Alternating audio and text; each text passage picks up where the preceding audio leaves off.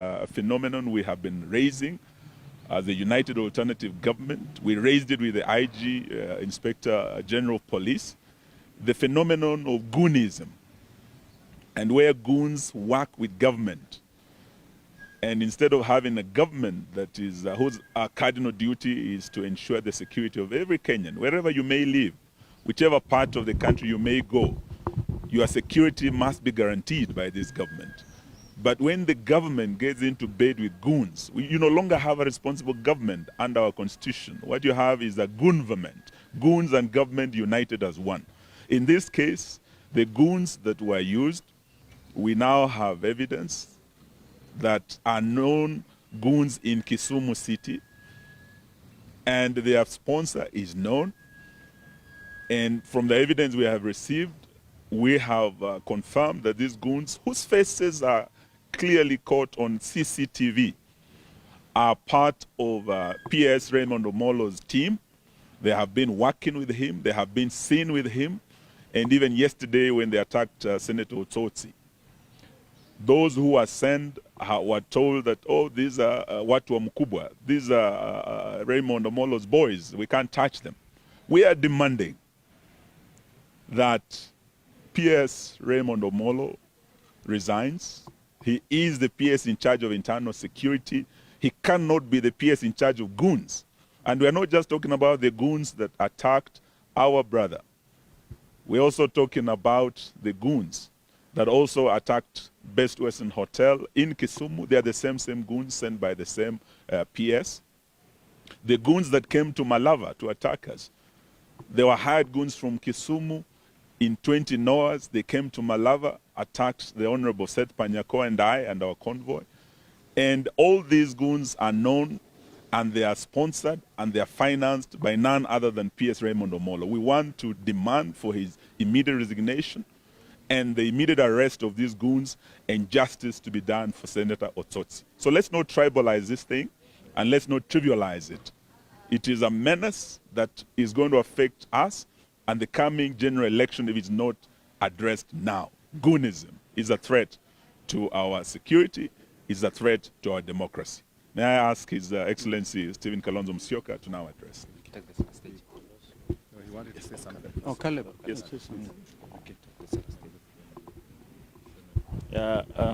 Thank you very much, my seniors and members of the First Estate.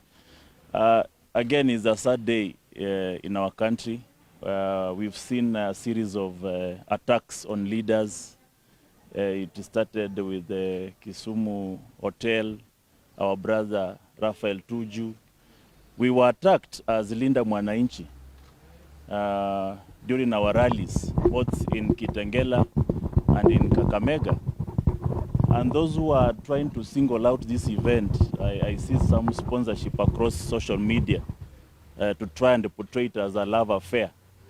When these goons were paraded in Kisumu Airport, and the entire Kisumu Airport was full of goons, what love affair was there? They are the same goons who wanted to attack the entire team of Linda Mwananchi on our way to Kakamega. And they seem to have a command center. And this goon seems to be all over the country. I think it's no longer business as usual. And as leaders of this country, we are calling the president himself. Let's not even talk about the dog. They are the owners of these dogs. Is the President William Ruto. You are spoiling our country. This is the democracy that brought you to power. Just respect Kenyan democracy. It allows people to express themselves. This is the democracy and the freedom of expression and association that Baba Raila fought for so many years. Why do you want to dance over this democracy Baba fought for while claiming to preserve his name? It is a shame, and trying to pit one tribe against the other. This is not a war of tribes. We are telling our brothers from Luo Nyanza and the Luya Nyanza, and the Luyas, we live together as brothers and sisters. Let nobody try to show or try to create animosity between two tribes. It is nothing to do with tribal animosity. It is purely a system that is cracked, a system that is afraid to go home, and a system that is trying to create chaos and anarchy. This is not an anarchical country. This is a country with rules, constitution, order. And we will not allow William Ruto to bring Kenya down into an anarchical state. That one will not allow. And we are here to protect this country kwa vyovyote vile. The young generations have woken up, the Gen Zs are there, and even the Gen Alphas are coming.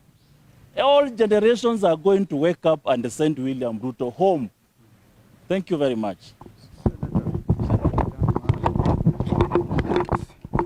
On behalf of the Senate, we have condemned and we are condemning the actions against Senator Osotsi. And these are people who have now been identified. They are known. They have committed a criminal act on the face of everyone and on the face of the law. And the IG and the DCI boss have allowed a lot of crime like this to go unattended and without prosecution. I'm really challenging the IG this time around and this police system to make arrests, and we want to see justice being done for Osotsi, and that such other acts stopped all over the country, because these goons are hired everywhere. And anyone, on a lot of occasions, shouting one time is either kidnapped or beaten up the same way Osotsi was done. And therefore, it's a time now we want to see action. We want to see them in court. And in fact, this is attempted murder on Osotsi. And the goons should not be charged with a lesser offense. And in the worst case scenario, for those young people being misused like this, you should know that in an event somebody dies, you'll be charged with murder or manslaughter. And this runs out of the injuries. If they run 360 days, you will be liable as a person. So we want to see arrests, we want to see these people charged, and we want to see this end. Finally, for every careless act like this William Ruto is doing, you are losing 1 million votes. Now you are 1 million votes less for attacking Osotsi. Thank you. Senator Boni. Yes, I haven't heard what you have said. I must you continue first. I speak towards the end. Oh, okay. I haven't heard what you have said. So I don't need to talk. I'll talk. I will guide Senator Kalwale. First of all, we thank God that our friend and brother, Senator Osotsi, is alive and recovering well. We continue to thank Karen Hospital for quick action and saving lives. The other day it was, as you can see, our friend Rafa Otuju is recovering. He suffered under police brutality. In fact, was attacked inside the police station. We are still waiting for action. I personally want to see what action the IG and his team will take against those officers who assaulted Rafa Otuju in the presence of a senior counsel, because we are officers of the court, with my own eyes. And I know them, I saw them. Now it is Senator Osotsi. We want to tell the people of Vihiga County that your senator is okay. We have seen him, and as my brothers have said, nobody should try to bring a wedge between the Luo community and the Luya community, because these people live together. And it's very easy to see the plot. It will not work. No Kenyan community will agree to be separated from any other community, not just the western region, anywhere else. If we do not embrace the culture of political tolerance, this country will be blown apart. A classic example of political tolerance was yesterday, when Gachagua told William Ruto to his face the truth. That is political tolerance. They didn't beat Gachagua. Tomorrow we are going to Kikuyu. And Gachagua gave in, if people want a notice, to a police station. Gachagua gave notice to the president that the United Alternative Government will be in Kikuyu constituency on Saturday. Tomorrow we're in Machakos. So I want to add my voice to what my brother Eugene has said. Maybe we can give notice, maybe we can say this and the other. But in my view, as a leader in this country, and having seen the clip, and having listened to Senator Osotsi, there is absolutely no reason why those individuals who attacked Osotsi would not have been apprehended by now. So if they will not have been apprehended by this time tomorrow, we will be on a trail. We're even going now to institute private prosecution against this PS Raymond Omolo. You see, him together with the Minister for Interior, Kipchumba Murkomen, are very powerful individuals. Of course, and the order goes that way. This is office of the president. This is William Ruto's office. And therefore, we hold him to account if he doesn't order arrest of these goons now, and he doesn't ask, we saw him firing people over this fuel scam. This is a bigger scam because it has to do with the lives of Kenyans.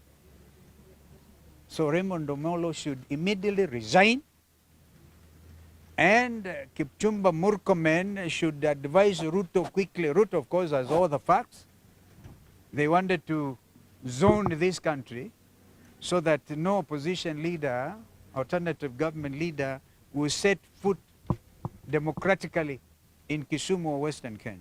Now, shame on them, because Kenyans have come of age. They will not accept this type of leadership. So, wajiandae kwenda nyumbani. And this one, Osotsi will recover. Why attack him? The man said, you threw me out of a kangaroo NDC of ODM. Nimekubali. Sitaki hata kuzungumza hiyo maneno. This is not the only political party in the country. Why then go on and attack him?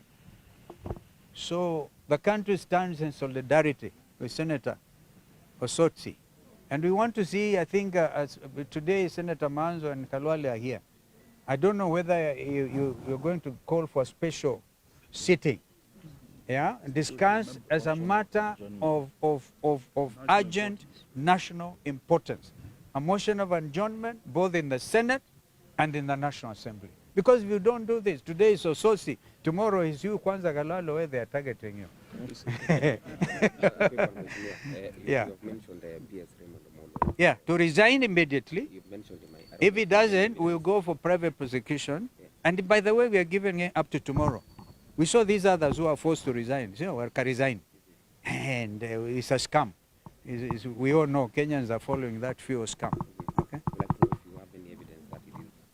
But the whole thing is there. People are saying, they're saying these are Wakubwa's men. Raymond Omolo's name is plainly placed before Kenyans. These are his goons. These are his goons, all right? These are his own goons, okay? And by the way, all the goons, the ones who are beating the Gen Zs, right? Escorted by police, because there's a man, the police report to him, okay? It's as simple as that. And we are leaders. We are calling on him to do the honorable thing, resign. If he doesn't resign, his boss Ruto fires him. If he doesn't fire him, we'll go for both. Thank you. Senator Halwale. Halwale now. Kwanza wewe. Thank you very much. I was still seeing Senator Osotsi. I didn't know that the press had started. I want to join my senior colleagues and my own colleagues. Senator Manzo is here. In the remarks they have just made, this is a very serious problem. And we are lucky we are now starting to have experiences on how the government can respond to this kind of situation. I want to ask the security organs, and by security organs, I don't mean Kipchumba Murkomen, because we know where his heart is. He's the same one who asked that youth be shot Yeah. for showing their preferences on public discourse. So I'm talking about the DCI and the other investigative arms of government to apply the same efficiency they applied when our colleague Charles Ongonda lost his life. They moved very fast and immediate arrests were made. Because the CCTV footage is there, we want to see arrests. The governor of Siaya, Governor Orengo, is on record mentioning the actual names of some of the goons. What more can members of the public do in assisting the police to carry out investigations? We want quick action, and as my leader, Stephen Kalonzo Musyoka, has said, PS Raymond Omolo and CS Murkomen are in public office. When you are in public office, you are open to scrutiny. You are open to oversight. You cannot be slandered when you are in public office. We are therefore saying that they have fallen a full mile away from good performance, and therefore both of them should vacate office. And we don't know why ministers of President William Ruto find it very difficult that they cannot leave office to pave way for proper investigations. You can see, for example, we have a scandal that the presidential candidate Kalonzo has spoken to, the one over the current fuel crisis. We would have expected by now Wandai should have resigned. We wanted to have a quick one with him, and when we conducted his office as the Committee of Energy in Parliament, we were told Wandai has left. He's gone to Abu Dhabi. So I was wondering, has he gone to Abu Dhabi to bank the money, or is going to get more fuel, or to get us more fuel? This inefficiency we cannot tolerate. Finally, nobody should profile any community in Kenya. No one. In fact, I'm glad, Your Excellency, you have talked to an attempt to put a wedge between the Luhya and Luo community. It was not the Luo community that attacked Osotsi yesterday. Yeah. There were goons from Kisumu. even Tuju. Those goons from Kisumu is a cosmopolitan city. They could have been Luos, they could have been Luyas, they could have been anybody. But what I would like to stand out is the targeting of the leaders from the Luya community by the broad-based government. For avoidance of doubt, when the broad-based government chose to allow a lapse of security on a deputy party leader, Osotsi, he's a Luya. 2, when they forced Dr. Boni Khalwal and threw him out of the office of the leader of the majority, Khalwal is a Luya. 3, when they forced our cowardly brother to dissolve his party ANC, Musalia Mudavadi is a Luya. 5, when Broadbest chose to sack permanent secretaries so as to pave way for room for others from a preferred community, they targeted Professor Kisiangani, a Luya, Samuel Muhati, a Luya. They have targeted and continue. KRA yesterday, they got rid of Humphrey Watanga, a Luya. Today, the Speaker of the National Assembly is under immense pressure to dissolve his party. Not that anybody would cry about it, but Wetangula is a Luya. So broad-based government. If you must do your broad-based shenanigans, don't profile Luyas as a community that is easy for you to target. For your information, that is the community of Wamalo Kijana. That is the community of Masinde Muliro. And before they died, they had given birth to us. That's why on my right, there is the Ebo Eugene Wamalwa. And standing before you is the Ebo bullfighter of Kakamega, Dr. Boni Khalwale. Caleb Amisi is on my left. Osotsi is in bed there. Sifuna, you know him. You're wasting time.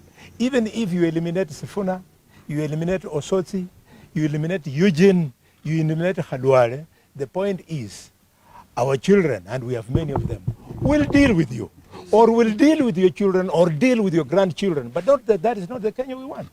We want the country to come together. Colleagues, I had to say this about my community because it truly touches me.